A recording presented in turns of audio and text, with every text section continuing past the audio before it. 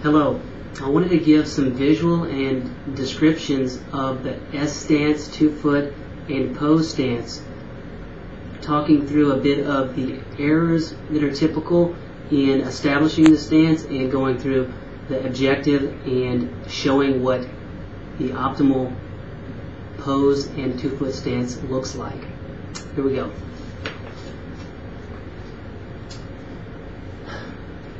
First of all, the objective of the pose stance, which is the start of the 3 elements of pose method running, is getting the pose set and getting yourself established as weight relaxed and ready to move from the pose to the next pose.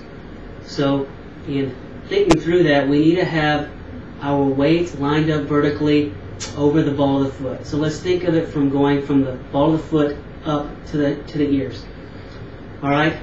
So we need to establish our weight not being pressed on the heel, but pressed over the ball of the foot. Once we have that, we can go up to the knees, and we'll notice that the knees are not locked. They're not exaggerated bent. We basically loosen the knees, and we create a soft knee which has a slight bend to it visually. Okay? But it's a relaxation of the knees, not a forced bend of the knees and a squatting down of the body and bottom. So relax the knees, keep the pelvis level, thinking of tightening the solar plexus gently with a little tension throughout the muscles in the core, which hold the pelvis forward and level as opposed to sitting back, letting them sag loose, or squatting down and back. It's loose knees, relaxed knees, weight, level pelvis or level solar plexus, and that'll align the center of the waist of the weight of the body over the ball of the foot. The shoulders remain directly over the waist, not back, leaning back, not too far forward here. The head and ears are right over the shoulders, as best as your ability can do it.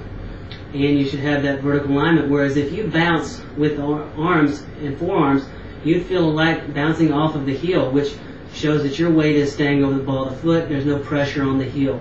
So now we're set up for the 2-foot S stance with those positions in mind to create that oneness and wholeness of the body ready to lean forward. Okay?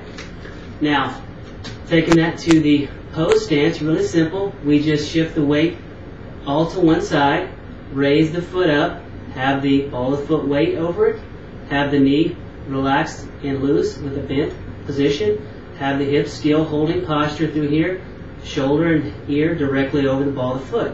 We've got the airborne foot right above about calf level, right next to the leg, and right here under the hip.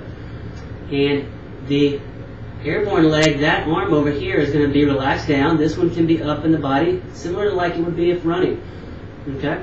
Or you can have them both relaxed, is okay. You don't want to create tension up here like this and make the tension worse. You're looking for looseness and wholeness of a connection through the body here, from the ground up, through here, and as much looseness and relaxation as possible. Okay? This should be comfortable, relaxed, and being able to be held for 15 to 30 seconds fairly easily before you feel a struggle or a tension to stop this position. It should feel very loose, relaxed, and calm and balanced.